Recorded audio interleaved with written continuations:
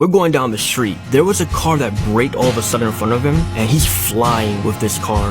I thought, I'm going way too fast. I know it's gonna be it. I just closed my eyes and I felt this massive bump. I felt this huge crash, and I felt like it's like suspended in air. You know how your stomach kind of goes up like dropping or something? I felt this, and I remember opening my eyes and like there was this leaves all in this windshield, and my head was tilted sideways because there's this huge hole that went through the windshield, and my head was like this. And I'm turning over to my friend here, and he's going through the seizure. His eyes were rolled back and he just had blood streaming down his head, went all over his shirt. My body was so in shock, but I popped my seatbelt off and I fall on the floor, and I get off the ground to see what we hit. When I look at the car, what happened was when the car was going down the street, it actually jumped off the sidewalk, and the car went so high in the air, it landed in this tree. And these people came out, they got my friend down, and he's in my arms, and he's just like bleeding everywhere.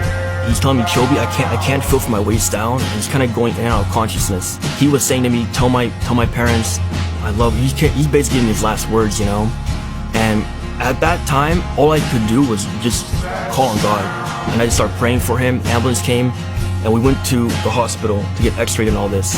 And I'm thinking about the name Jesus and how I called on him even though I was so far from God. And even though at that point I was the most evil person that I knew. But I saw how a situation that was beyond human control, God intervened in a way that completely shattered everything I believed about him. And the biggest person in my life was my Thilo, my boss. I remember laying in bed and just saying, God, I want you to be my Thilo now, because I knew that it was his intervention that saved me completely. And in the hospital, when I said that, I felt something come alive inside of me.